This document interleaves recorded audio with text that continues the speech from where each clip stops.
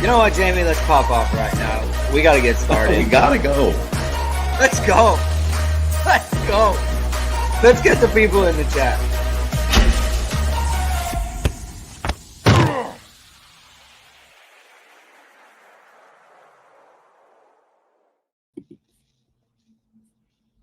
Hello, everyone, and welcome to Hit and Hustle from IrishSportsDaily.com. I am your host, Greg Flamong, and with me, as always, is Jamie Uwiyama, Mr. Jamie University.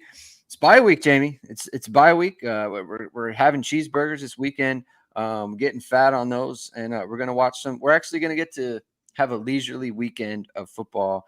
Some pretty good games going on. We can enjoy those. It's been a long 8 weeks, not just for the team, but also for us, because the post game shows are taking place late at night. The last 4 weeks have been night games. It's tough.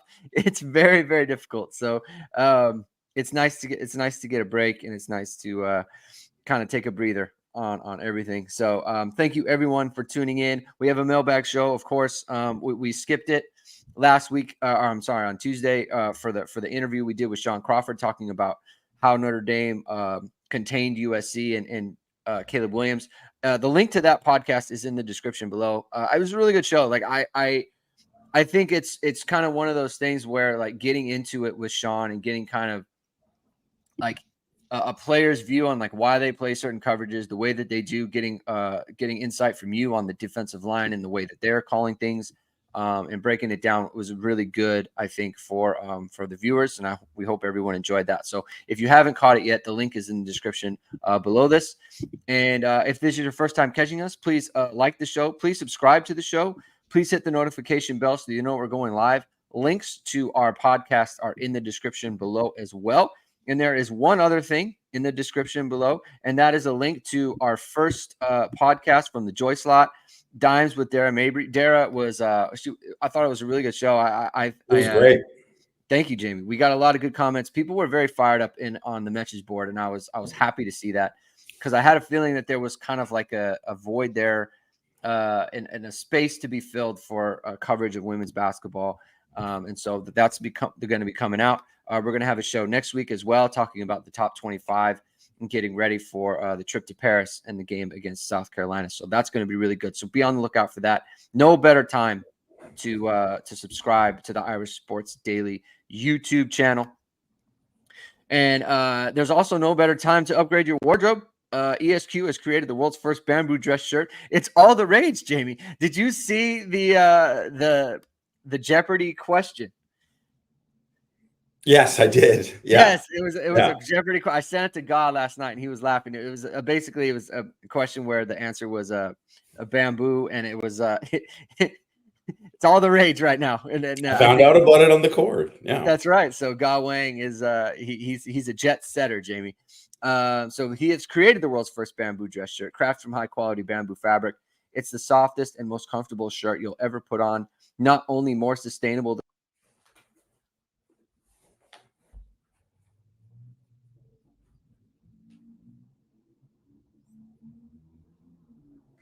for today's business meeting or heading for a night out. Use ISD 15 and get 15% off all online items. That's ISD 15 for 15% off. Jamie, what are you going to do on the bye? What are you going to do for your bye week? Well, I mean, I'm going to enjoy some time with my family. Usually I don't get too many Saturdays with my family. So that'll be good. Get a chance. One of my buddies is going to come over. We're going to actually just hang out and watch some football, watch some hockey. C-Mac is there talking smack about the Flyers beating the Canucks in the game, and talk your smack, C-Mac. Whatever. It was a horrible game for the Canucks, except for Thatcher Demko, who played amazing. But just kind of get to be a regular person, have a regular Saturday. It's kind of nice when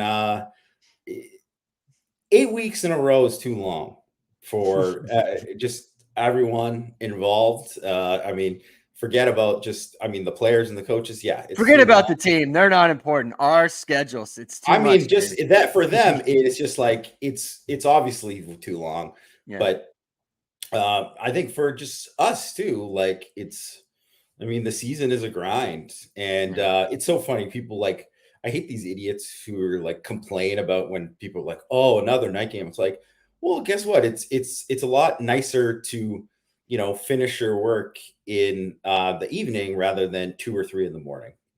So that's just one of those things that it's just like that's what it is when you're covering football games that are night primetime games, right? So I think it'll be nice to have this bike. It'll be nice that Pitt is a regular afternoon game, and just excited. I'm excited about this weekend, and excited to get going with Pitt after that. Yeah, check out our new podcast, The Blue Line, and you get all the Canucks Flyers conversations.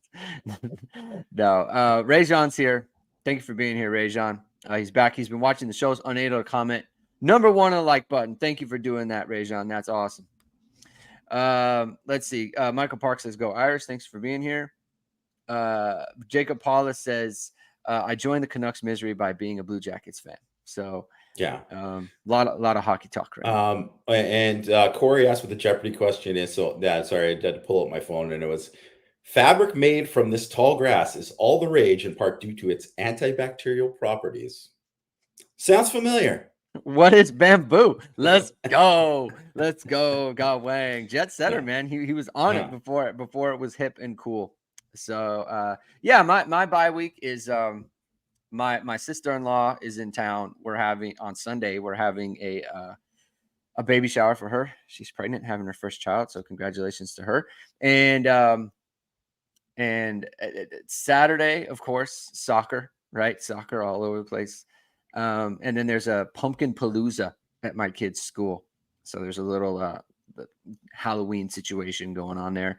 And my son's in Boy Scouts, so there's a booth, right? The sign up genius went out. We got to get on the booth and got to do stuff for that. So that's going on. So that's how I'm going to be spending my bye week. Nice. But we're going to spend this Thursday answering some questions from ISD customers. So let's kick that off right now. First, from CFB Hertz, JJB, Javonte Jean-Baptiste, transferred from Ohio State because he was stuck behind Sawyer and JTT. Now, as a starter here, I feel like he's playing at least as well as them, if not better. On a scale of dumb to dumber, how dumb is this take? So, Jamie, before you weigh in on that, I'm going to give some stats on Javonte Jean-Baptiste as compared to those guys. These are from PFF, right? So Javonte Jean-Baptiste, 347 snaps, 21 pressures, 14 hurries, 6 sacks, 6 hits, 1 sack, 3 tackles for loss, 16 stops, 9.3% win percentage. 9.3 win percentage. JTT, 305, 20 total pressures, 14 hurries, 3 hits, 3 sacks, 10 stops, 4 tackles for loss, win percentage of 16.8. And Jack Sawyer, 278 snaps, 14 pressures, 9 hurries, 3 hits, 2 sacks, 8 stops, 2 tackles for loss, 15.2% win percentage, Jamie. So basically, he's about where JTT is on across all categories, with the exception of win percentage. Javonte Jean-Baptiste has a little bit more opportunities rushing the passer than those two guys. So what do you say? What would you say to this? Is he playing as well or better? Well, I mean, one of the other reasons too is they had Harrison was the other guy Harrison was the guy who was directly in front of him last year too, right? So that was the other thing in front of him as well. I mean, the one thing is that those guys have played 6 games. So they didn't play week 0 and they already had a bye. So they played 6, so it's 8. So there's a little bit of a difference. I'd also say that JJB, if you judge like the whole season, then you could say, yeah, those guys on average are playing better than him. But if you look at, I'd say from the Ohio State game on, you'd say JJB is playing as well, at least as well as them. Yeah. I'd say he's played fantastic versus the run. Obviously, he's a guy who affects the quarterback. He gets a lot of pressure. His motor is like nonstop. He's definitely helped himself this year. Like, I think, he was kind of like maybe like a bubble draft guy. And I think he's got a good shot at being drafted now, and would love to see him get like a Senior Bowl invite.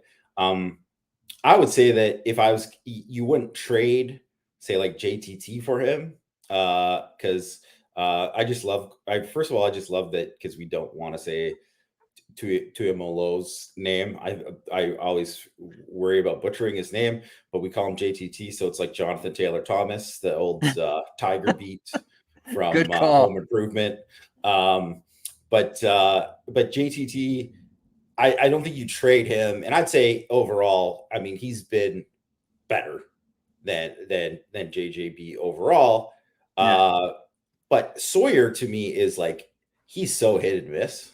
He's like, 1 week the guy's awesome, the next week the guy's invisible. So I would say that he's probably going to end up coming back to school, because I don't think he's like he just doesn't play like a first round pick to me. I mean, maybe he just really wants to go, and then he'll just go, but I don't think he'll I don't think he's like a polished guy yet. He's too inconsistent. So but I mean, I can't really think of a better.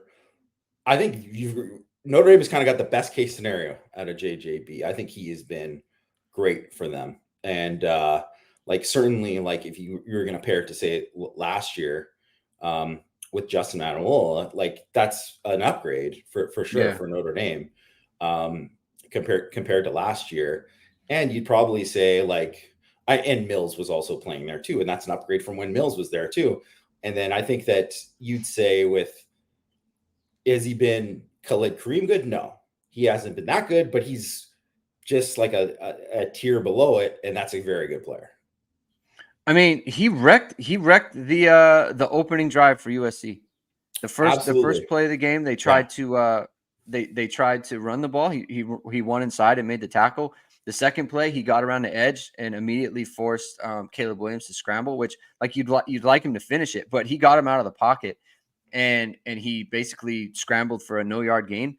And then on the first down throw, Notre Dame busted the tight end, and because he won inside and got his hand up, Williams had to float it over his head, and he caused the interception. I mean, that's 3 plays and out of 5 where it's just like he wins, and that's what makes the play successful for Notre Dame. So, and especially when you consider, like, and we talked about this a bunch, like, if they had landed Braden Fisk, like, is Notre Dame even going after Javonte Jean-Baptiste, right? Like, I think if you look at it like that is a clear win for Notre Dame. I mean, if they had taken both of them, then that's obviously different, but I don't know that they would have, right? So I just think that it has really worked out for them. And I know you had big questions about him in the running game, and he's just been great there.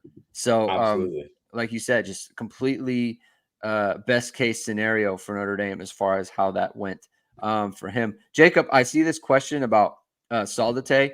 I'll get to that because there's a recruiting question later on. And so we can talk about that at that point. So I see it. And we'll get to that when that comes up. John Erickson's throwing hot fire. Hot take: Mitchell Evans breaks more tackles than Michael Mayer did. I actually looked it up, Jamie. His rate is higher than Michael Mayer's was in terms of missed tackles forced on PFF. So I mean, the numbers are the numbers, right? Yeah. I think I would take Michael Mayer ahead of him. But still, they're different. They're different players. Mitch right? Evans doing a good job. Yeah, he's doing a really good job. But I mentioned after the Duke game, because he obviously had such a huge game in that game, zero chance they win the game without him. That game was a better game in terms of after the catch and breaking tackles than any game Michael Mayer had at Notre Dame. I mean, he's pretty good. That's a pretty good thing. Like Michael Mayer, pretty good player. Yeah. So, I mean, we'll see when he starts to get that Michael Mayer attention, right? Like he's starting to get a little bit more of it now. Yeah. That's when but his efficiency is also starting to go down too a little bit, so like, that's the thing where it's like, you get that that big game, and now you get the big boy attention. It's kind of like Marvin Harrison Jr., right? Like, can you maintain your numbers when they're starting to like really throw safeties at you and throw corners and that sort of thing? So, but look, you can't take anything away from him. He's having a great season, and Notre Dame's really needed it. Like, they needed someone to step up, and it's been him. All right, next question from Extra ND 1994 to people who never played D1 football. What does the team focus on during the off week? What are the teams doing right now, Jamie? Well, right now they're not practicing because they only practice early in the week, and now like the coaches are going on the road and recruiting, which is very typical during this time. And it's also typical to have those like early practices in the week, just so you're kind of like, but you're not preparing for an opponent. They might do very tiny stuff on Pitt, but not really. Like it's more of like just getting out there, almost like probably shorter practices to just kind of get guys moving, get a lot of young guys getting a lot of reps and work and technique stuff. Because let's face it, there's so many of the guys that like they don't need like Howard Cross to take like a ton of reps during the week, you know, like they don't need those guys who've played and had to play such a big role, let alone the guys that are, you know, not healthy taking reps. Like you need those guys to rest up as much as possible. So there's a lot of like mental stuff, cleaning stuff up, and then young guys doing a lot of work. And then they get the time off right now, right? Like they get this weekend off, much needed break. So you know, hopefully they all enjoy it. And then they always say, right before you have this break, like, don't do anything stupid during the bye week. That's always it's always a reminder to everybody on the team. Yeah. So there's like, they might have installed some concepts like in walkthrough, you know, like for Pitt on both sides. The team stuff is probably like just not even, you're kind of just running your own stuff, probably against scout or whatever, but like not a lot of intensity. It's possible Marcus Freeman had like one hard practice, right? Like maybe Wednesday, like going into the break. And then Thursday, I think they practiced this morning, and then all the players are going to go home once they get out of classes on Thursday, and they'll go home until probably Sunday. And so then they'll get back, and then they'll get into it. But like you said, it's kind of big for the younger players because they're going to get a lot of time, a lot more team reps. Like, so when they go team, they'll do a lot more twos versus twos and that sort of thing, just to get those guys going, get those pads popping, get that intensity up. It's a little bit harder, like for Notre Dame, especially defensively, because they use such a deep roster. You know, like there's so many people who, but it's like, you know, Jaden Mickey and the freshman linebackers and Christian Gray and Antonio Carter, you know, and like those guys, Adon Schuler, get them going, right? So that's an important time for them. But really, like, you're just resting your body. Howard Cross, I bet you didn't get hit one time. You know, like, it's just, you don't need it. You don't want it. You don't want to beat up on the offensive line, who's been playing the majority of snaps in every single game. So that's mostly what it is, just kind of recuperating and recovering there. Mavs coach asks, maybe I missed the explanation, but on that Caleb Williams run where the DB for Notre Dame was called for holding, why was the penalty tacked on to the end of the run? I have never seen that before. Jamie, I think you had an explanation on this on Power Hours. And why don't you go into again for it is like I mean, I think it's a dumb rule, but that is a rule. Like, that is something they just called it within the rule. Like, if there is a defensive holding call on that play and it's not a pass, then it's yards added to the run, right? So that's kind of how it goes. Because sometimes too, it's not like a guy in the secondary holding. Mm-hmm. Sometimes it's you know, a defensive lineman holding a puller, trying to like get out into space or something like that to try to like stop a run. So when they do that, you know, it kind of makes sense, right? If it's a run to add that on. And that's just kind of how the rule works with it. If it was a pass and it was like, if it was complete, they could either take the penalty or take the, you know, whatever the completion was. If it's obviously incomplete, they get to take that. It's not added on when it's a pass. But if it's a run, it's added on. Yeah. Michael Hahn brings up a good point. No classes this week. It's fall break. So I said they would leave once school gets out. They're already out. So that slipped my mind. So thank you for the correction there. Yeah, it's kind of harsh when the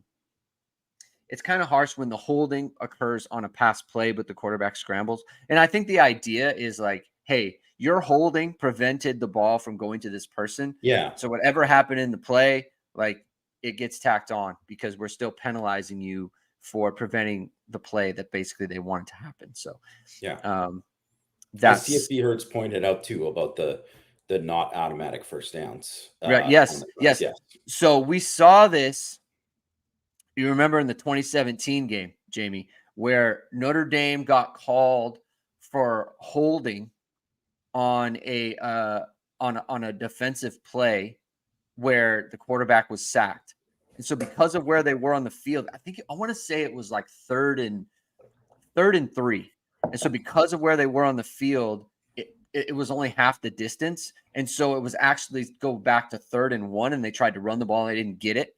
Then they tried to kick a field goal and they missed. Right. So, but I remember that play specifically happening. So that's a good point. There was a lot of confusion when that happened at the time too. Yeah, it was a huge part of the game. Yeah. So that's a good one. So Mike in Oklahoma asks, I'm going to break off from the submitted questions here because I think this is a really good question. It's interesting, and I've been thinking a lot about it. Looking at the 24 schedule, it looks like we can win all those games. However, the quarterback spot will be again unsettled. Yes, we have incomings, but is it likely we see another portal quarterback in 2024? Let's say so. Sam Hartman one, I think is kind of like what happened this year. I think that makes it a lot less likely for someone like Sam Hartman. But I think someone like him, you kind of just have to take him. But short of that, would you be looking for a portal quarterback regardless in 2024, Jamie? Yes. Okay. I mean, wow. I would be looking, but I think you have to. It's just you look to see because you just never know which guys are going to go in and which guys aren't. Which guys are like, thinking about it, and you kind of have to do it. If you kind of have to explore it because you don't want to get caught where all of a sudden, wow, that guy could have really made a difference. Yeah, for us this year, and we just we weren't in it, So you kind of have to be fluid with it, right? You have to be fluid. So I think it all depends on who's available. It all depends on who's available, who might be available, who's thinking about it, and I mean it depends. Like right now too. So I think Corey had a question about self-scouting, but there's another question about self-scouting, so we'll get into that later. Mm-hmm. But he kind of had a question about that because, they do spend time self-scouting, and there's analysts there too that do a lot of stuff. And I imagine so Matt Jansen's Notre Dame's scouting director, and he does a lot of preparation for other teams and stuff too. But I imagine he probably spends a lot of time self-scouting Notre Dame too, and there's a lot of that within the staff and going on as well too. But they're also, their personnel department and all that, they're looking at guys right now. And this is the perfect time to look at it because now you're kind of at least halfway through the season for every team now. And then you get to look at, what's the situation for all of these teams and all these quarterbacks, right? Because some guys, it might look like you're like, man, this guy, he was not on our radar and he's having a great year. And wow, he's really something. And then maybe you want to start diving into him as a possibility, right? Maybe there's another guy that you want to start diving into, you want to look at oh, this team is this coach is about to leave, right? So, I mean, right now there's a lot of stuff with Mike Elko. So, I mean, if teams aren't looking at Riley Leonard as a possibility as maybe a portal guy, they're doing it wrong, right? Like Yeah. he should be a guy that teams are looking at right now because Mike Elko might leave. Could Leonard go to the pros? Yeah. Could he stay at Duke? Yeah. Oh, there's all of these things, but I mean, that's a guy that's going to be, on the list of people. And also, too, him like spraining his ankle and missing a lot of time, like that. If he was healthy this whole time and having a great season, it changes how things go. So there's all these different other factors that go into, and you got time to kind of look at it right now when you don't have that time during the season, and you're thinking, and even for like the recruiting guys, you're thinking more about, the big USC recruiting weekend and all that kind of stuff rather than this other stuff. But now it's, the focus shifts. Yeah, I think if it was Riley Leonard, like you have to do it, like you just have to go with him. Like honestly, like Riley Leonard, he would have been better for this year's team, given the way that the team is set up. Like it was just because of his running, right? Like I'm not saying it's bad that Sam Hartman came or whatever. It's not the point. It's just like the type of player that he is. It would be better if they had that running element, given the way that Notre Dame is running. I don't know. I go back and forth, right? Like it just seems like, when are you ever getting out of this? When are you ever getting out of just like year to year, you're taking a different quarterback? And maybe you don't even need to, right? But like you're recruiting these guys. Like at some point, when are you ever going? Because they're never playing. How can they ever prove that they're going to? It's like you would need one of them to get hurt. And then, you would need one of them to get hurt. And then the backup comes in. It's like, oh, he can do it. We don't have to take, like, that's really kind of like where it goes. And so that to me is just like, I don't know. Is that good? Yeah. Is that a good thing? So it's I mean, I think it's a better thing to have as many homegrown guys as possible. And if you can get your quarterback to be a homegrown guy, obviously Hartman is just such an exception too, because for sure it's not just that he's had experience.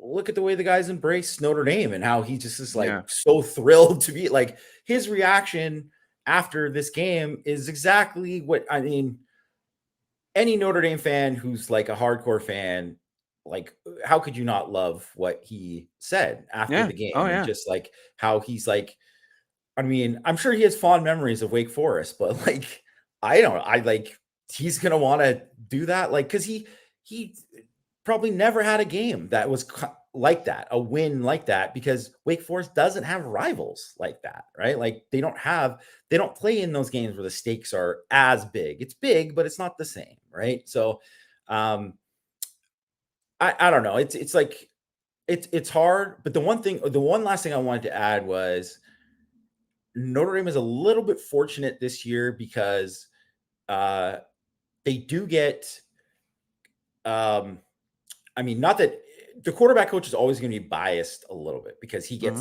to spend this time and he develops these relationships with these guys. But Gino Guidugli, they can get his evaluation without him having, like, I spent years recruiting this guy and believing him and whatever. And I think that's part of the deal with Tommy Rees, is that he was just like, man, this is my guy. I just whatever. And that was a big reason why they went with Tyler Buckner and Drew Pine. And hindsight, it was a bad call, right? And also hindsight for don't take Tyler Buckner at Alabama there too, like all that kind of stuff. But it's just like, but that shows it's just his bias, right? Because he's like, man, I believe that this is whatever. And everybody's got that kind of thing too. Just like how Pitt they have their OC, and he's like, man, I think I can get Phil back to Dracovic back to where he was. And no, you can't, that's just where it is. So you at least kind of get somebody who was there for a year and they spent time, and he's been in the meeting rooms. He's evaluated every rep on tape and all that kind of stuff, but he doesn't have the previous baggage, I guess, that comes with all of the time spent recruiting. So I don't know. I mean, it'll be interesting. I think the ideal scenario is like you said, Greg, Angeli, Minchie, Carr, have at it. Let's go. Yeah, that's the ideal scenario for Notre Dame, but we'll see. It's hard to turn down someone like Riley Leonard. It just is, or someone of that caliber. Mike, I see your follow up. I think we kind of answered it, so we can go on to the questions here. Scott from CLT. I have noticed that Anye has not been rotated in as much as we have seen all year. Do you know why? Is he injured? I have not seen it reported. Additional comment: it has been a long time since we have seen such little drop off in quality play from first team reps and backups. If we can somehow convince Cross, Mills, and Patelho to return, we will be a beast up front next year. Thanks for answering my questions. So what do you think is due to the drop of Anye so far? I just think that they just have like just more of a trust in, clearly when Rubio is available, they have more of a trust in him. His level of consistency is better. I think Anye still, obviously when he's out there, and he'll get in like 8 plays, say, right?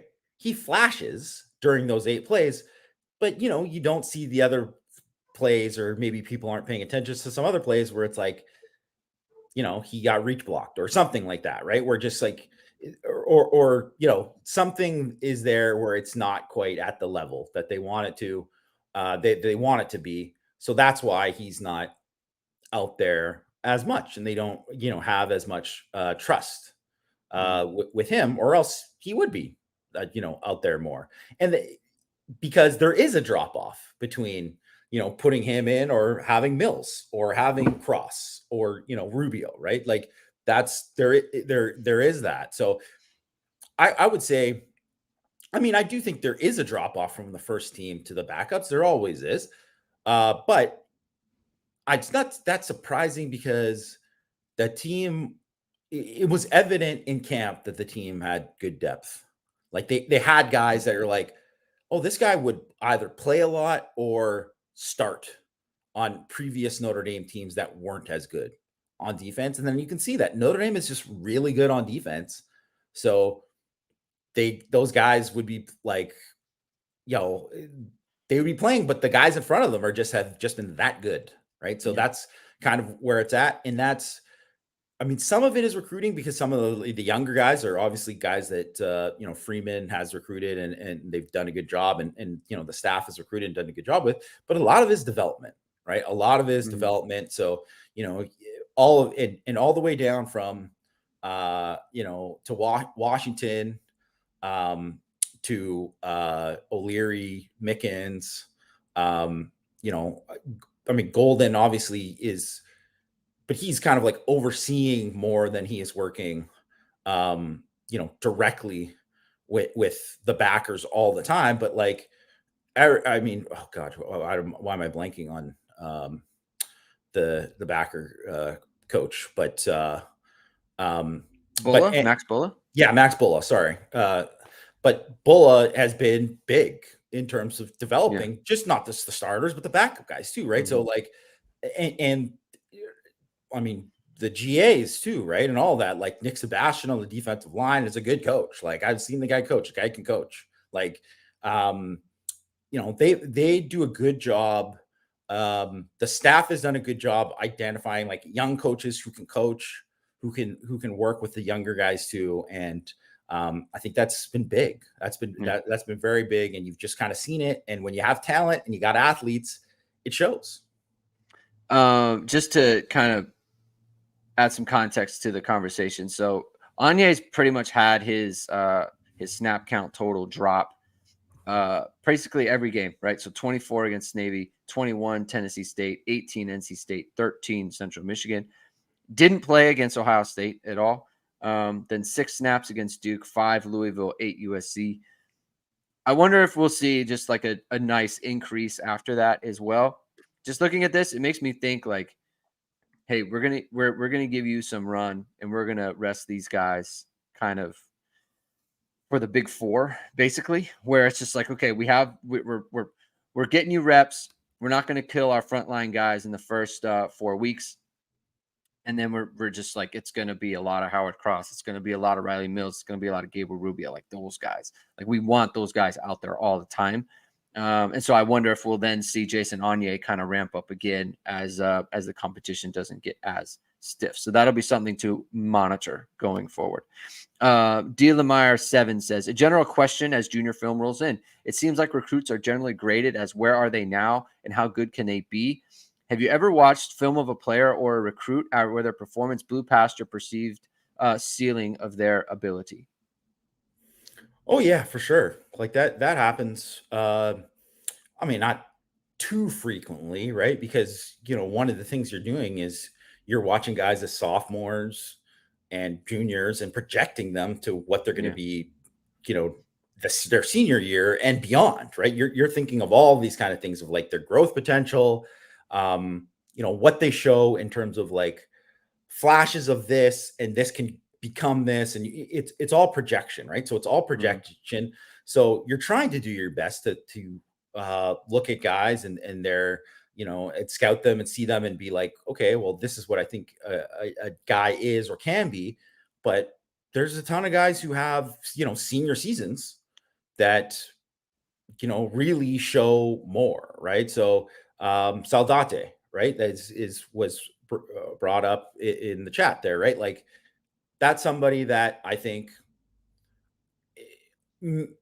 maybe not like totally blew past my perceived ceiling of his ability, but like definitely, stock up with him, right? And but I think for the most part of guys who like performance out of their perceived ability of what they could become, a lot of it has to do with this guy just got so much bigger than I thought he could, or just he's so much more physically or technically developed in that year that isn't normal for a thing. So, I mean, this isn't a Notre Dame example, but Jason Owe, who I think is goes by Odafe Owe now, that's his like given name, right? He's someone that you could see his potential of like what he could be. Like he's super long and he was an athlete, but I mean, he was like all caps raw as a junior and was very new to football. And then he just was like, oh my gosh, like you just saw he was just so freakishly athletic. And once he just started to kind of like pick stuff up, and he just took such a big jump in a year that I was like, wow, well, now this guy's gonna be a first round pick. And he was, right? Like, it's just like, that's kind of how it can happen. And I would even say too, like, here's a Notre Dame sound. Boubacar Traore didn't get a ton of film on him his senior year, not really that much in his junior year either, right? And they're playing against like not great competition in Massachusetts, like so it's hard. And then you're like, he's, what is he, like 250 or something? I think he's big. I think he's gonna, might be a guy who's got a frame that grows into a 3-tech. Like we'll kind of see where he's at. And also had heard from people kind of in that area. Like I know Christian McCollum, IC's Christian McCollum is very plugged in that area. And he had spoken to people who said that they were like, they weren't sold on him. They saw the potential, but they weren't sold on what he was going to be, weren't sure about what position he was going to play, or, if he was going to be dominant or not. And then you just saw him in camp and you're like, wow, he just totally, he is definitely a Viper, and he can do these things consistently. It's not just a flash, and he's going to be special. Right. And then of course, now you hear, the Notre Dame beat reporting on it, and then you see it, he gets an opportunity in the USC game, gets a sack, right? Like you're like, oh, okay, like this guy does have a chance to be a dude. And it's very reminiscent of Isaiah Foskey. It's like, okay, we've been hearing about Isaiah Foskey this whole time, and oh well, look, he comes in and blocks a punt against Stanford. Mm-hmm. Yeah, one for me just off the top is Miles Boykin. Like I just didn't see it with him. Like I was like, hey, he's like such a long strider. Like when is he ever going to? How good of a route runner can he be? Like I just didn't see where that was coming from. And then, obviously in 2017, like he made that really big play, and then 2018, it was like he's crushing Julian Love in practice, like just absolutely owning Oh, it. yeah. And it was like, wow, okay, Yeah. that's different. You know, like I didn't see that. So he's one where you just can't. I just did not think that was ever going to be a thing, and it became a thing. So it absolutely could work out. And as far as Saldate, like, I told you guys in the text messages when I saw his sophomore film, I thought it was his junior film, so it was a little bit different. I saw his sophomore film and I was like, oh, why are they taking him? I don't get it. Like, what's going on? And then you were like, no, he's good. I was like, I don't think he is. And then I saw his junior film and I was like, oh, okay. And now I see his senior film that often. Yeah. Yeah. So I was like, I saw his scene. Now I see a senior film and it's like, oh, okay. Like now I completely get it. Like this, he actually has a chance to be like high. Like he's not big, but he's also not like Chris Tyree slot either. Like I think he could be, honestly, bigger. He could play the field as well. Like he's got like sneaky, like Will Fuller size a little bit. Like he could also be a field. So that's one where it's like, yeah, slot, but also field. And so I think that could really work out. Like I think he's kind of a sneaky good player for Notre Dame and kind of what they need on their offense that they don't have right now. So that's that'll be interesting to track. This isn't a question, just Hrothgar says, kudos to yesterday's show with Sean Crawford. Crawford was excellent. That's once again, link in the description below. It was a really good show, really good conversation, and I think everyone should check it out. Because that's the kind of conversations that we love to have. So check that out on and if you're listening on podcast, it's in your podcast feed as well. So check that out there. Silverback asks, who are 3 players you are still waiting on to meet your preseason expectations, and will it happen? So who would you say falls into this category for you, Jamie? Man, I really don't think could really be other 3. Maybe you've got somebody else, but the standout to me are Botello, Tobias Merriweather, and Jaden Thomas. And obviously Thomas, it's injury related, so that's a huge thing. So I would say out of those 3, he's the guy who, if he gets back to being healthy, still has the chance to kind of meet those expectations if he can get healthy and really have like kind of like a big final 5 games for him. Like I think that's possible, or maybe less than that if he's still banged up. Like get this guy all the way healthy. Like get him all the way healthy so he's there. I mean, it's hard to say. Like I guess I never want to count anyone out with like a guy like Merriweather, but he kind of looked like, oh, he had like a little breakthrough and then it wasn't, right? And then it's really kind of just from that Duke game on, you've just seen like his snaps decrease, and that's hard to get out of. And it's a little bit like what happened with Styles last year, where it was like, they lost confidence in him, and maybe he lost some confidence too. And it was like, that's hard to get back. It's hard to get back. And I think with Botello too, so I mentioned it on Six Thoughts today too, like his snap count was down against USC, and Snead had taken a lot of reps from him on 3rd down. And this was the first time that other than like the very first game of the season where Burnham and Tuihalamaka had more combined snaps than Botello had in a game. So I think that's like something like, that's something to watch there too. Also, it's one of those things. It's like, someone's asked about Botello, so I don't know if it's the next question, but maybe we if Greg, I don't know if you want to. Yes. Okay. Yeah. So I don't know 100%, like the weight gain. I don't know, because he was bigger in the spring and he looked great in the spring. Yeah. So first of all, I wouldn't be surprised if he's like pretty banged up and we don't know about it. We don't know all the things about it, because that is something that definitely happens, because he just was a way more twitched up guy, before. and he just doesn't kind of have that same kind of like power and flexibility.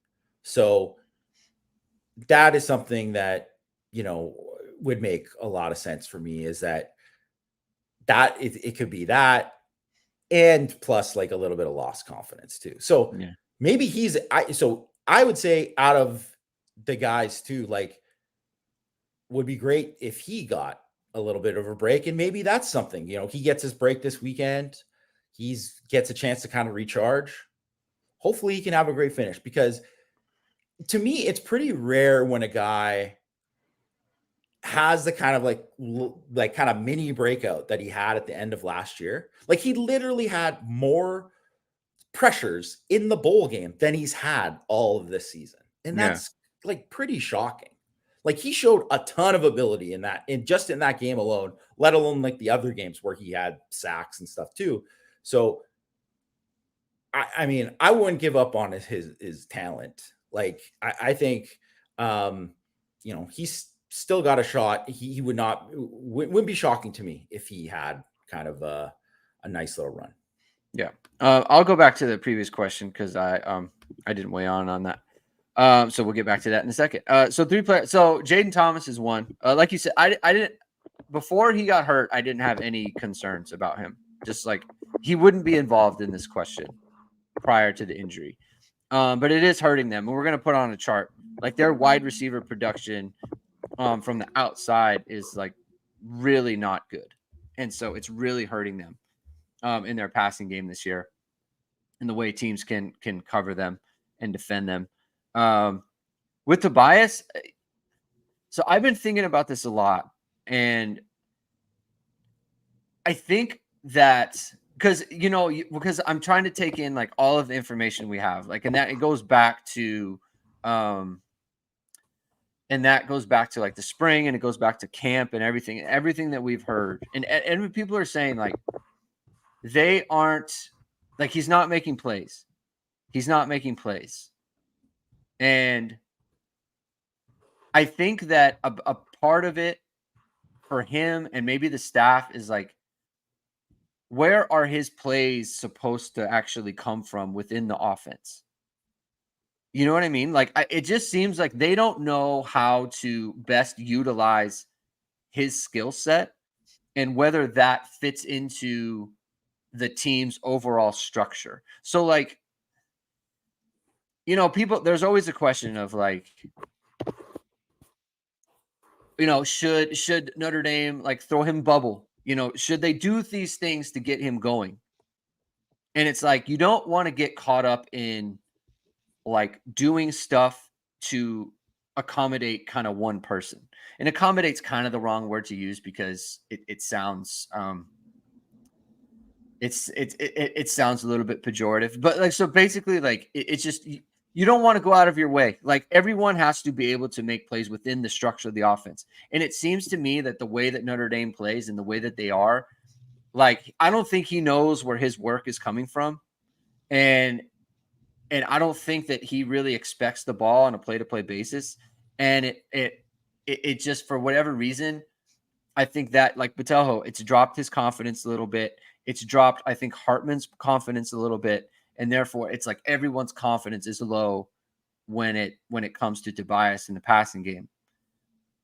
And this is one of those like self-scouting things too, right? Like, how can we take advantage of this person's skill set? No one has his skill set on this roster. It's a huge waste. Yeah. It's just, you have to be able to get something out of this athlete. He is too good of an athlete for that. Jacob Paulus says like screens aren't Tobias Merriweather's game. Like, I agree, right? You still got to catch the ball, right? Like, you still have to catch it. The crosser that he dropped against, you still have to catch it. But like, to me, it's just like, what can they get out of him? And I just feel like the type of player that he is, it's just not. There's a total disconnect, and I don't really know what it is. And so, I mean, hopefully it gets figured out, right? I don't know. I'm not in the I don't know how he feels about it. I don't know how the coaches feel about it. I don't know how Jared Parker feels about it. It just seems like there's a total disconnect on how to get the most out of him and where he fits on the offense. And I think Botelho is fair as well. I don't know what that is. You know what, Botelho, when you said like there's an injury there that we may not know about and explosiveness and stuff, I have no, this is totally just something that popped in my mind. Like, as you were saying that, I've played through shin splints before, and I wonder if he has that because shin splints are the worst. You'll play through them. You'll never not play. You will always play. They will absolutely destroy any sort of explosiveness you have. Every step you take is painful, and you're always playing through. I have no idea if he has that or if he has something similar, like maybe his feet hurt or whatever. But like you said, it's just kind of weird. Yeah. Like suddenly there's no variance to his game. Suddenly everything kind of looks the same. Yeah. And yeah, I mean, because whatever, I tweeted out, like, I think it was after Ohio State, or maybe it was right before. I can't remember, but it was around there, like, of these rushes that he won in where you saw him like bend to the quarterback, and you saw him like do this little like hop step thing that I'm like, it was like just rare. You don't see a lot of guys, first of all, have the confidence to do that and then pull it off and actually win, right? Yeah. So, but if you're not healthy, then you can't do that, right? You can't do that stuff, right? So, and I think, you can kind of look back to Maris Leofeld last year, right? Where, I mean, ton of people critical of his game, and obviously he's been way better this year. Like, it's not even close. He's been significantly better this year. Well, you find out kind of after the season, you're like, oh yeah, he was like hurt the whole year. Like he couldn't get through practice. You're like, well, that makes sense. CFB Hurt says, don't shin splints go away? Oops. After a couple days. No.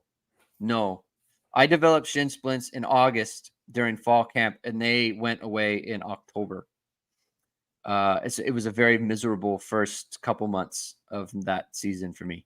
They're terrible. Like, it's the worst thing if you've ever had them. So, and I mean, there's just a lot of stuff that you could be like, I mean, anyone who's played, like, it's funny because I was just out and I was visiting, family for Canadian Thanksgiving, and I was visiting like I was out west visiting my sister and her family, and my mom and dad, and my nephew. He's playing football. It's his first year tackle football. He's 10 years old, and I mean, I'm proud of him because he's not a wimp, but like 99% of his team are wimps. Like, and whatever, maybe it's a generational thing, but it's like guys take a knee after every play.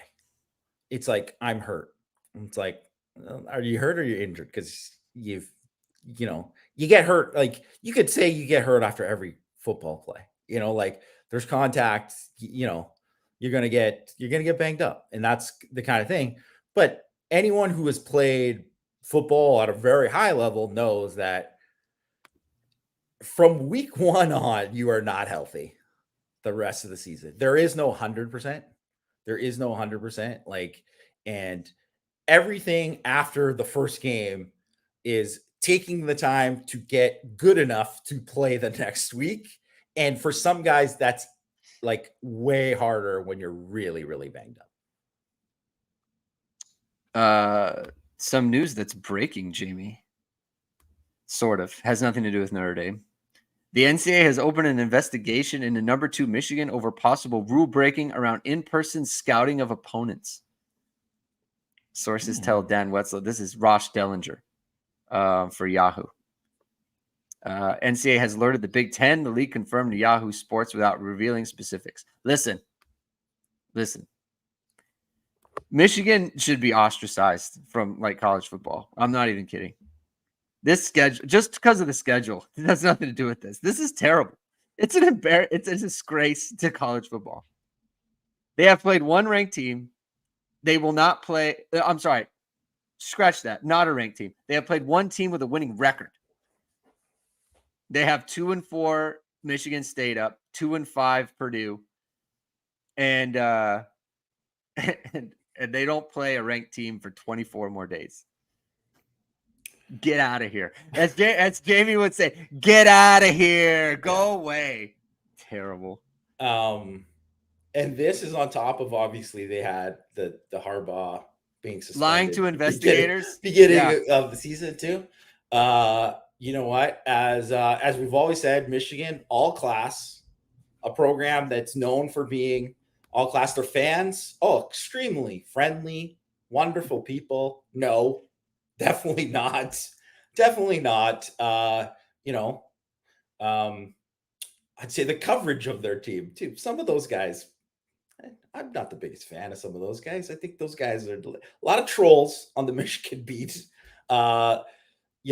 And the recruiting beat. I want to talk about the actual reporters that report on the team, because I think most of those guys do a great job. Yeah. The recruiting guys, like, extreme fanboyish. Those who know. Unbecoming. Yes, unbecoming. Not the most professional. I mean, I guess that this isn't probably all this. If they're doing this, this is probably something going back a while. That they've done. This is probably not not just this year. I'd say it's been going back a while. And I just think it's gutless. Like, yeah. I coach a high school team, and there was like, we caught a coach from another team kind of spying on our practice one time. It was ridiculous. And we still kicked the crap out of that team, but it's just like, come on. It's to me, like, stealing signals, whatever, like it happens.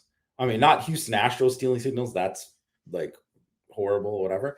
But, regular, like, noticing stealing signals. Yeah. That's kind of like goes part and parcel with the game. But, like, having somebody go and, like, spy on practice or something like that, that's pathetic. Unbecoming. Yeah. Get out of here. Get out of here. Get out of here. All right. So Duke Sinatra's next. So we touched on the Badelho question. Would you preserve a red shirt for Traore and or Raritan? Both have 2 games left to play before using a year. Not Traore. If you can use him, you use him. Because look, if he's good, he's not around for a 5th year. So yeah. I mean, I would say also too, I think it's so much is up to those guys. Yeah.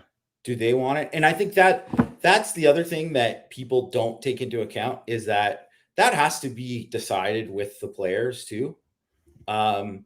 Because that's one of those things that if you aren't kind of doing it and you don't explain to them why, like, hey, we're going to burn your red shirt, or we're going to do this because that's something that is remembered, from the player, from other guys on the team. Like, it's like, the players don't have that much control in college football. They have more than they did, but they don't have much control. And if you kind of takes like a choice like that away from someone, like, late in the season, you got to present like a good case to do it. But I would say, I think I said on Power, like, Traore, I don't think that there's 0 chance that guy's staying 5 years. Yeah. Like, he will be in the NFL. So I think, and that's how I present it to him. I'd be like, Boubacar, like, you might say 4 years, but, like, you're not going to be 5. Like, you're going to be playing in the NFL. Like, yeah. So I just think that Raritan, because of his injury history, I would just completely just leave it up to him and just say, like, listen, we want you to play this year. If you want to play this year, we want you to play because we can use you for sure. But if you want to take this year, because he had 5 games last year, right? So unfortunately, before he got hurt, I would say, like, if you want to do 4, that's fine, because they'll take him if he would ever stick around for a 5th year, and you never know with his injury history, right? So another question: how would you divide up Viper reps for the rest of the year? I think we got to monitor Burnham because he had a hamstring against USC, I think it was. Yeah. So that's something to keep in mind as well. But now they have 3, Jamie. Tuli Halamaka got a good amount of snaps against the Trojans. Yeah. So how would you handle that? I think it's like health, right? It depends. So it's like, like we said, if Patel's banged up, that's something to think about. That's if Burnham's not healthy, you never want to play a guy too early on a hamstring. So like, that's something to think about if he's not back. Tui Halamaka, I think the fact that he has there, he can play it, that's a really good thing, and that's obviously necessary. The one thing with Tui Halamaka is he's just basically shown like 0 pass rush this year. Yeah. He just has not been a guy. And that's kind of like what we've seen from him. But he is a good player versus the run. Like for the most part, he's a good player versus the run, like plays the trap really well. So he's a guy who can play for sure. He's going to play. He's not going to hurt you out there. But then that's also too, Traore, that's just like, you might get called. Your number you might have to, because of the, that it could happen. But the other thing is that on 3rd down, they're playing Sneed. He can play in that role that Botello was playing. That might be Traore could maybe play in that role. Maybe that's only where Traore could play. Like there's things like that. So I don't know how I divvy it up. I guess it just depends on health and all that. But I think the good thing is that they have guys, some choices that they can kind of work out. Jacob Paula says so many hammies this year. We're monitoring. This is a serious monitoring situation. Yeah, a lot of hammies. Too many hammies. You can't have this within the program. It's just it's not also good. Too, how much is that the thing with like, I want to know, because you think, oh well, SNC, a new SNC coach, whatever, but it's like, how much is that like all these night games and this kind of stuff and not getting as much rest back? How much is playing 8 weeks a row to start the season? How much is all of that? Like, I mean, sleep schedules, all that kind of stuff. I really, people who are way smarter than us, please do a study on this and figure out what the cause is, because it hasn't been good for Notre Dame. Would you consider giving Jordan Faison a shot on punt return, or is that too much on his plate? Never seen him catch a punt. I have no idea. No, haven't seen him. I might have saw him like once or twice in camp, just kind of like back there. But I have no idea how, reliable he is. I would just assume that after they kind of stuck with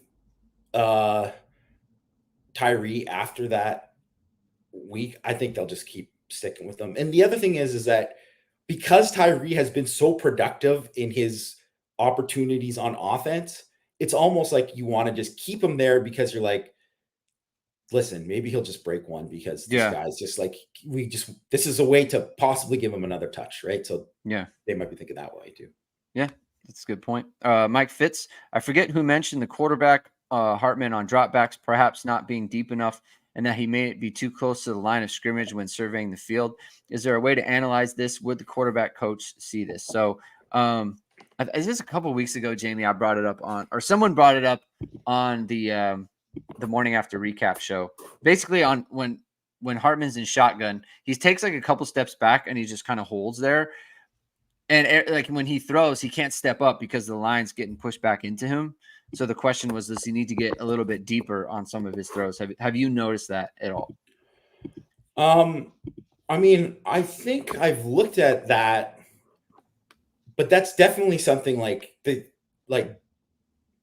that Parker and Gaduli, that they would talk about if they really thought that was a thing. They would be saying why aren't you dropping this? Because that's something that was fundamentally you work on, depth of your drop, right? If you're ever in under center or in gun, like what you're doing there. So yeah, that's something that I think that I'm sure that they've examined. I mean, it's one of those things that like, it does seem like that, but that's kind of always, if you watch Wake Forest, that's kind of how he's just one of these guys who's like, he stays there and sticks with it. And that's kind of where he's at. And his thing has always been to kind of like maneuver through that. It's, what's weird is like at Wake Forest, he was so like on a play-to-play basis, he is always like kind of operating within the trash. It's just like stuff's going on around it. It's kind of the nature of their offense, right? Like it's the nature of the slow mesh. And this year, it just seems like he's not very comfortable with people around him, and it's just like he's been pretty good, like at times, like throwing with people in his face, right? Like he's done well, but it just seems like that he's just not comfortable right now. And a lot of that probably has to do with like understanding of the offense and passing concepts and where he should be looking, right? Like there's a big change for him. So that might be it, where it's like, I know where everyone's going to be at Wake Forest, so I'm more comfortable being here, where at Notre Dame, it's a little bit different, but I don't know. It's just something I've noticed. It just doesn't seem there's a comfort level within the passing game right now. CHSFB 75. Was that the first time Caleb Williams faced a defensive coordinator with NFL experience? He looked rough, though, as everyone said, Notre Dame's scheme was solid and the players executed it well. He faced Al Golden last year. I was just going to say. Definitely not the first time. So, I mean, he also faced ASU's DC last year. It was Donnie Henderson, who was like a long-time NFL guy. Like he's been a DC in the NFL. He was a DC in the NFL. He was a long-time NFL assistant. So, I mean, NFL coaches have faced him. It's just that I think it's the combination of Notre Dame having the players and the plan and the players who could execute the plan. And they had guys who could win up front. And that was the main thing, because really, if Notre Dame is not getting pressure, then bet Caleb Williams is probably throwing for 350 and they're the ones scoring 48, right? Like that's kind of the difference in the game, right? Like is if you're not winning up front against them, then the reason why is that he every one of those picks that he threw was because of pressure. Of pressure, right? It's interesting. So there's someone I follow, and from Oklahoma. He covers sports in Oklahoma for a local station there. His name's Caden McFarland. I don't have his. I apologize to Caden. I don't have his Twitter handle. People should check him out. He has like really good. He has a very good feel for Oklahoma sports and like just the Big 12 period. At Caden MC. At Caden MC, there you go. He does a really good job, and so we've talked quite a bit. And he had a tweet prior to the Notre Dame game where at USC, Caleb Williams had faced one top 20 FEI defense in his time at USC, and that was against Washington State, and he was like 16 of 36.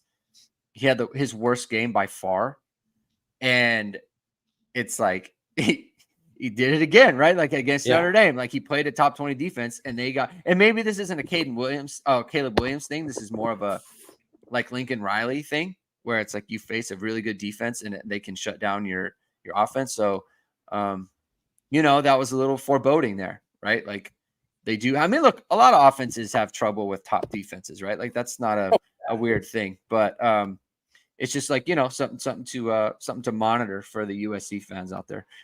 Charlie's Army asked go ahead. Well, I was going to say Utah. They're playing Utah this week. Utah's got a really good defense. Awesome defense, yes. Yeah, so they got a really good defense. I mean, SC plays. UCLA has played good defense this year. Mm-hmm. And Oregon and Washington, I mean, I think I wouldn't put their defenses on the same level as Notre Dame's or Utah's, but they're definitely better than the ones they face. So that's it'll be interesting. I'm not sure where they rank. Charlie's Army asked, is Colsey coming back this year? I mean, I would doubt it. I would doubt it too. So a couple weeks ago, someone asked about Deion Colsey, and Marcus Freeman was, if you look at the quote, because the quote came out on Twitter and it was like, oh, he'll be back like post-bye. Right. And it's like, oh, like I didn't think that was going to happen. Right. Like I didn't think that would be the case. I remember that. Yeah. And then I watched the actual answer. Like I watched the video of it and he was very dismissive. Like he was like, I don't know, post-bye, I guess. Like, he clearly hadn't thought about it. He hadn't thought about it. He didn't consider it. Wasn't in his plans. So I would say no. I would say no to that. Didn't seem like that was a thing. Meek Irish says, based on play in first 8 games, which non-starters on offense and defense would you spend extra time this week integrating more into the game plan for the last 5 games, so including the bowl game?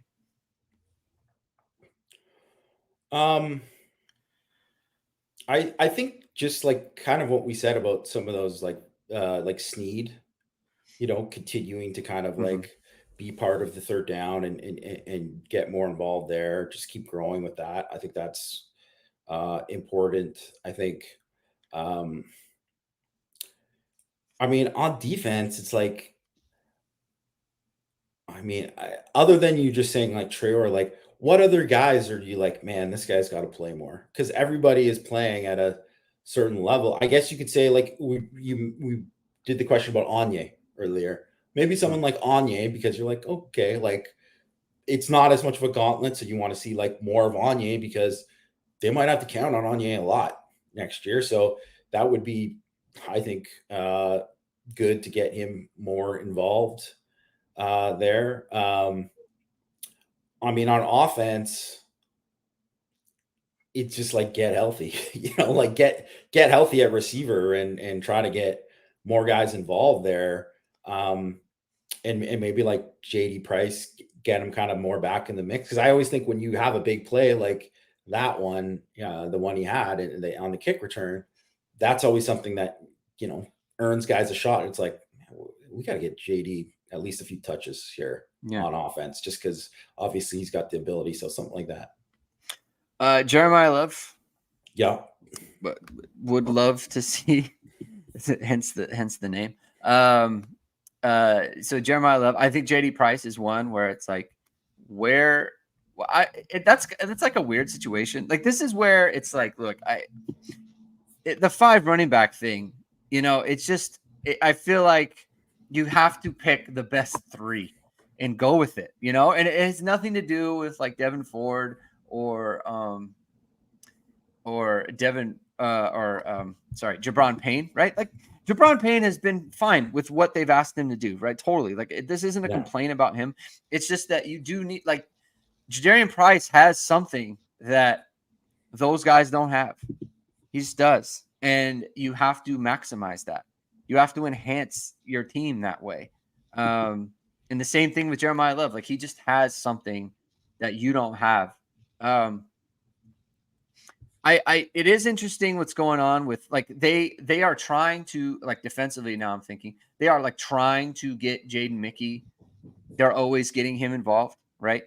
I'd like to see more Christian Gray, right, to enhance the team that way, just to kind of get, because I love his frame. I love his I love his size. I love all those things. So like that's kind of what I see as far as like kind of adding to the team, enhancing the team.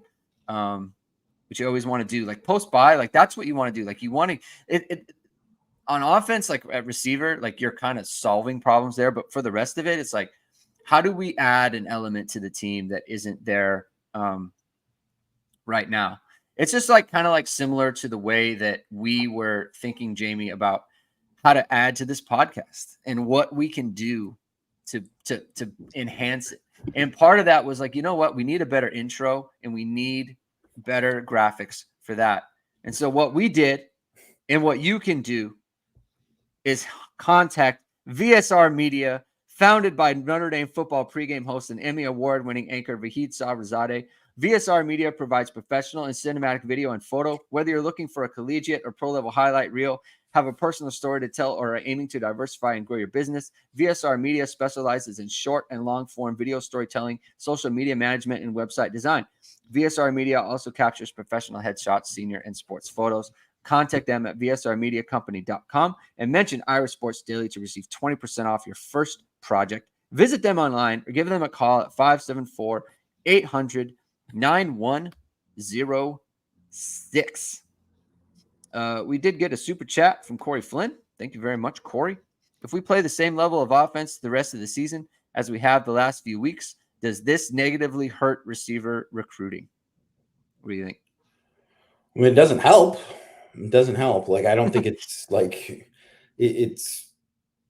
I think it's just easy. It's always easier to recruit a position when you have guys to point to and say, like, hey, this is how we're going to use you. Exactly like this. Like, which is always why you think about like Will Fuller and how like that was kind of wasted. They never really said, like, look at Will Fuller. You could be the next Will Fuller and do this and that and whatever. Because they never got, I mean, Lindsay was like probably the closest guy that they could say that, but they should have got like 5 Lindsay-ish types right after having Will Fuller, like, and they didn't, right? And part of that too is like they had the kind of like the reboot right after, right, with the staff and all that, but just like, and really kind of like Kevin Stepherson kind of maybe could have been that guy too. And then they could have pointed to it. But it's just like when you have these guys, or it's just like having Claypool and Boykin and being like, and St. Brown and being like, okay, you've got these guys. Let's go to like, you can be, this is how we're going to use you. This, like that, all that kind of stuff. Like, it's just easier to recruit when you can do that. And I just think that I don't know if it's going to necessarily hurt recruiting, but like if someone is looking specifically for that kind of thing, it's like, I want a proven, like, I want to go to like a proven offense that knows how to use receivers and do this and that, whatever. Well, yeah, I mean, it's you can't say it's been good. I mean, the one thing they can say, point to all the reasons why, like in terms of like, well, we've had all these injuries and there's this and there's that, and we got all these young guys, blah, blah, blah, blah. But that doesn't help either. Right? I mean, it only just gives a excuse. Someone's got to really want to go to Notre Dame, really, basically. Right. So, I mean, that's why it's hard. It's why it's a lot easier said than done to just all of a sudden land a bunch of Cam Williams types. Who, thank God, really wants to go to Notre Dame. Yeah. So, like, blessings for that. He is great. Very, very good. So that's good. I think Saldate, like, I think between him and Micah Gilbert and Cam Williams, I think they look at the situation and say, man, there's a great opportunity for us. You know, like, I think that's how they see it. Yeah. I think going forward, it might be a little bit tricky. Like, they really do have to have a good year next year. They really did miss it because 16 could have been the St. Brown, Stepherson going into 17, 18. Like, that really could have been something. It really could have. And part of it was Wimbush was a miss as a passer. Oh, yeah. And part of it was Stepherson couldn't keep his head on straight. It's a killer, you know, because, and then Austin comes in and he can't keep his head on straight. Yeah. And then he breaks his foot over and over again. Like, they had an opportunity with those guys and it just didn't happen. Right. And it could have happened and it didn't. And that's a real bummer. Drew Brennan says, do you think a healthy Thomas and Greathouse is what the offense needs to get back to the level they were playing at in the first 4 games? And secondly, do you think Notre Dame would rest them against Pitt to make sure they are both fully healthy and ready to go for Clemson? So go ahead. No, you go ahead. Go ahead. Well, I was just going to say whether they would rest them. I mean, their hamstrings. What I would say is, like, if they're not ready to go post-bye, playing them these last 2 weeks was really a mistake. Yeah, really bad, really a mistake, and especially Thomas. You have him out there limping around. That it can't happen. It's not an ankle, like it isn't. The muscle needs to heal. If it's not healed, don't send him out there. And I know he probably wants to, but you can't do that. So yeah, man, like you got to play them when they're ready to go, and you have to make sure they're ready to go. Not happy about that. Do you think that they are the key, though, Jamie, to getting back to the level they were playing at in the first 4 games? I don't know if it's as simple as those guys get healthy and then all of a sudden you're there, because the other thing you can't deny that, like, I mean, 3 of the teams they played were not good in the first 3 of the 4 games, right? And really too, like NC State, like that was an extremely up and down game for the offense, and they got boosted a lot by the defense in that game too, right? I mean, the good news is they're probably still going to get boosted by the defense in these last little bit, but and you got to take advantage of it. But I don't know. I don't think it's like a cure-all for what ails them. You know what I mean? Like I think there's. Well, let's look at this chart, Jamie. Yeah, this is from get this out of the way. Bud Davis on Twitter. So this is very good. I want to credit him because this is his information. And a couple things on this chart stood out to me. So this is basically Notre Dame's play calling and their tendencies and that sort of thing. One of these is wide targets, right? So basically throwing outside. So not slot, not tight ends. Wide targets, their relative usage is -4, which is basically below what you would expect. Their EPA per play throwing out wide is -0.01. So basically they have negative EPA, expected points added when they're throwing to their wide receivers. Huge problem. Like we're talking about a poor passing game, and this is why. Like when they throw the wide receivers out wide, they are not good there, right? Throwing to the slot, they're best. Throwing the tight ends, very similar to the slot. They're throwing to the slot a lot more than normal because of the wide receiver situation. So that's where Jaden Thomas comes in for me, Jamie, where like they need him just because that's a reliable target outside that they can get to, right? They haven't had him in the last, basically since Ohio State, since second half of Ohio State, Yeah. And so it's really hurting them. What else from this stands out to you, by the way? Honestly, it all seemed, a lot of it seemed kind of to confirm a lot of what we've thought. So there really wasn't anything that stood out in terms of like personnel usage or anything, because I think obviously how Notre Dame plays in terms of being heavy, and which is partially influenced by the injuries at receiver. That's part of it. Like the 10 personnel thing, like, is anyone think, like, I mean, for those who don't know, because maybe not everyone knows 10 personnel, right? It's 1 back, no tight ends, right? So 4 wide receivers, basically.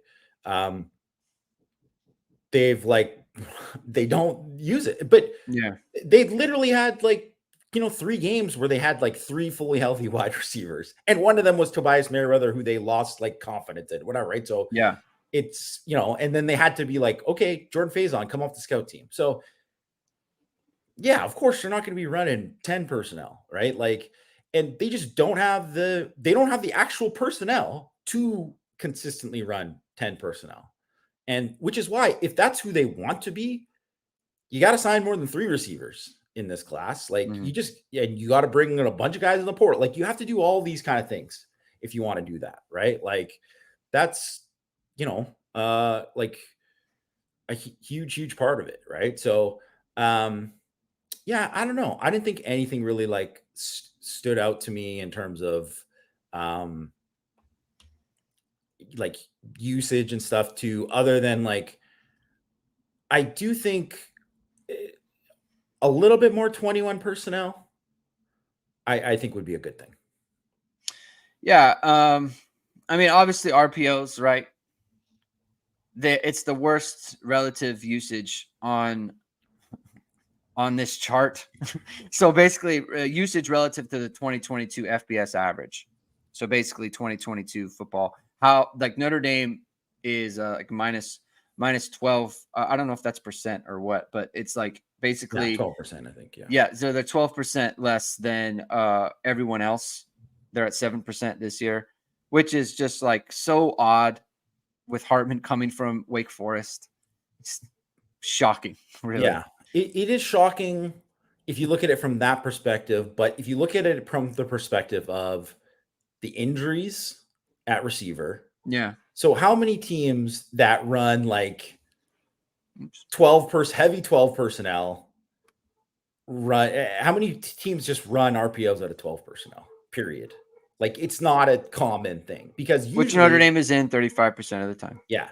So usually when you're doing that, there's like, it's very like 11, 10 personnel because there's like some kind of screen attached to, like some perimeter screen attached to RPO, some kind of quick slant, like some kind of quick out on the outside. Like there's things like that are attached to the RPO that like you're not getting from like a tight end who's like an H-back, right? That is there. So I think that's part of it, but like, so it does kind of, I think some of that is just limited by personnel and what, but also that just shows you like that's got to be fixed. You got to get more stuff because if you're not doing enough, if you're not able to take advantage of RPOs in college football, that is like one of the biggest advantages. Is once again, I'm going to urge everyone to listen to our previous episode with Sean Crawford, where he talked about RPOs as well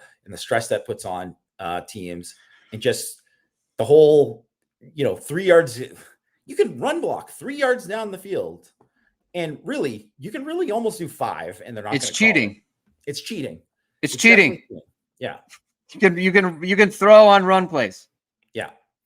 So you got to be doing more of it, and I understand why they don't personnel wise right now, but and also too, like you kind of you look at the runs that they do, like when you're doing so much action where it's like counters and sweeps, pin and pull sweeps and all that kind of stuff.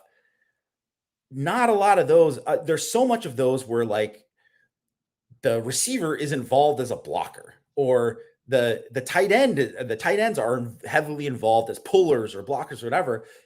And so how are you going to call an RPO if you don't have, that's the thing. If you only have like one guy in a route, like then it just limits you. Right. So it's just,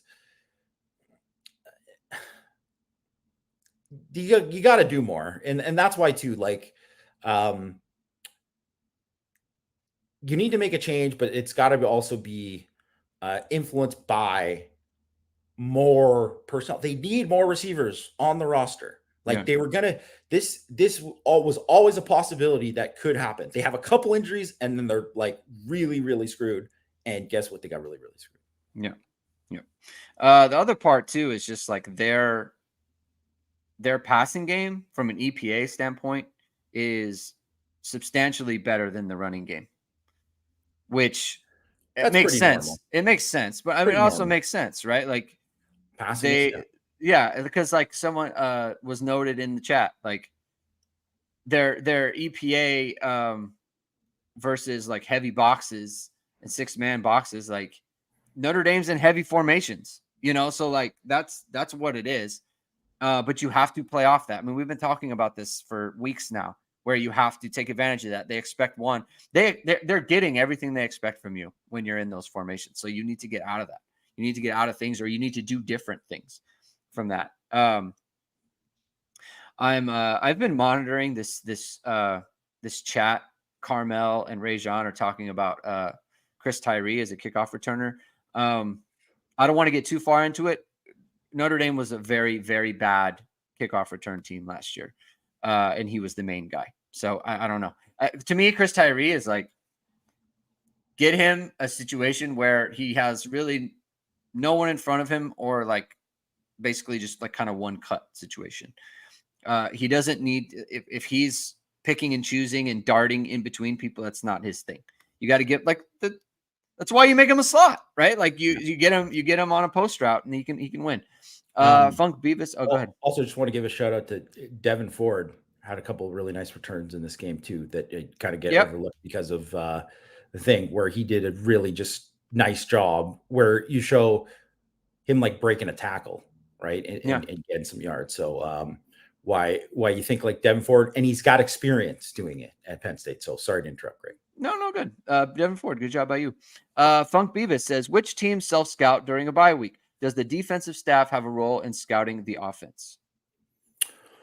I don't think they have too much of a role because they're busy worrying about them, right? Yeah, so they have their own. Like they might ask for some input or whatever if they see certain things, but it's like they're not spending a ton of time watching. Like they're not flipping. Like the offensive staff isn't watching the defense, whatever, because they're watching their own guys and evaluating their own guys, and so it's more of like seeing. You're watching your thing. You're seeing all the charting and stuff in terms of tendencies. You're seeing like, man, we're doing this way too much. We're like, so, I mean, they're not looking at definitely all that. They might be actually looking at stuff like EPA on certain things. I doubt they are, but they're looking at like what's been successful, what's this and that. That has been way before EPA was a thing. They've looked at like, where do they get the most explosiveness out of? Where's this, that, where's, where have they been bad? What do they need to do more of? Like, that's something that they look at for sure. So it's way more of like the analysts and grad assistants and stuff like that who are really putting in a ton of time doing that stuff. And like I mentioned Matt Jansen's name before too, like he's a guy who's probably heavily involved in that as well. And then it's the own position coaches and looking at it too. Good. Final question of the day from Keenan Knight. Knowing what you know now, how would you have rearranged our schedule buys to optimize an undefeated season, assuming the opponents in home and aways? I mean, I think you'd have that bye after the Duke game, right? Like before playing Louisville, if you could. Like, I mean, they wouldn't have been undefeated because they still lost to right. I was gonna say like the schedule was set up perfectly to beat Ohio State, and they didn't. So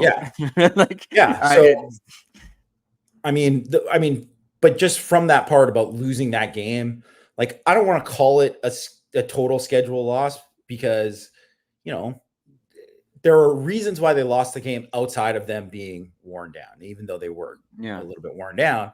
So you can't just blame it all on that.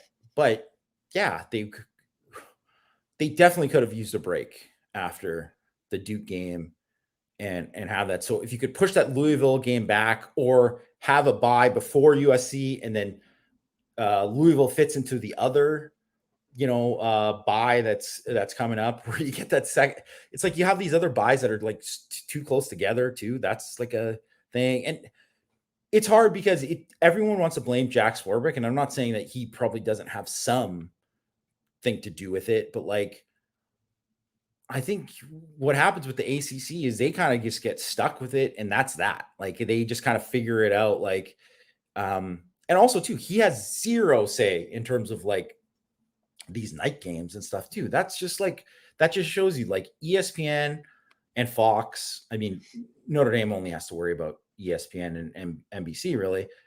They have all the leverage that the TV, the TV companies that have the contracts, the media companies, they have all the leverage in terms of like, we're putting this game here. Like also too, like they could really change it if like NBC had something that was like, okay, this is like, we got this big event or whatever. They could probably, it's probably in the contract that they can change one of Notre Dame's later games or something too, if they needed to. And that's just kind of like, you're at the whim of these companies.